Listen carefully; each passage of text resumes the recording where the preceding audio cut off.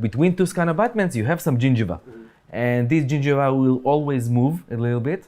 And in this case, it will be very, very hard, almost impossible to scan those implants without any different type of methods or help.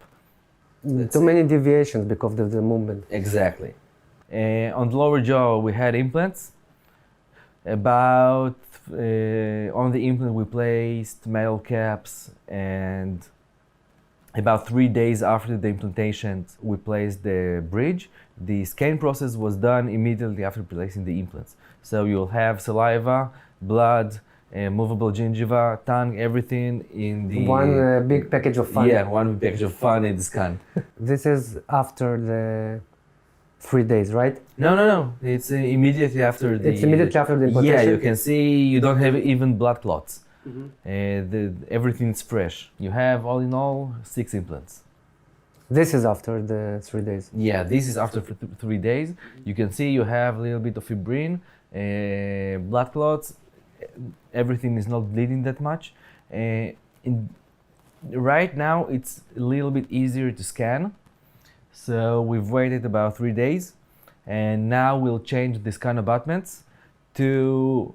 Now we'll change the healing caps to scan abutments. You saw previously the multi-units that we placed right after the surgery. We placed the multi-unit and the scan abutment on the multi-unit. On the multi-unit then, we took off the healing caps and we changed them to scan abutments. Now you can see 6 scan abutments. You can see that because it was done 3 days after the surgery, you don't have this large amount of blood. So you can, it will be a little bit easier. It's all multi-unit level scan abutment? Yeah, it's all multi-unit level scan abutment. All the implants are parallel. It's not very difficult case if you're looking in the process of in the angulation of the implants. But the most difficult part in here is the impression taking. If you want to take impression with, for example, open tray with transfers, also it's very difficult because he has a very large tongue. You need to open his mouth very large. It's a problematic case to take impressions too. I see, and bone absorption here. Yeah, a little bit bone absorption. It didn't have his lower teeth for quite some time. There was no extraction at the time of placing the implants. So you don't see the sockets of the teeth. It didn't have teeth at all. Now, what we chose to do is to connect all the scan abutments with the composite material, the yellow material that you see, it's light urine composite. We connected all the scan abutments, and this way, when we scan, we have one rigid like bar that connects all the implants. The scan abutments themselves, when I'll model the teeth, I can use the part of the scan abutment, but when I'm scanning the whole part, the whole bar, the whole assembly of the scan abutment, the composite material.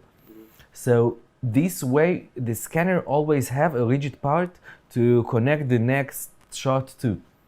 So it basically makes the jaw, it holds the jaw together for your to scan. Yeah. It connects all the scan abutments. Now, when I'm using this type of composite material, the next thing I want to do is I want to take relations. I want to know the height of the restoration that I want. And I can know these relations or fix those relations using this composite material also. Because the first scan that I'll want to have is the scan of the scan abutments like this. And this way I can scan the scan abutments from all around. And I have the scan abutments and the composite material and a little bit of the gingiva. So my technician knows where the gingiva is. My technician knows where the scan abutment is. And you don't have a lot of composite material that interfering with the scan abutment.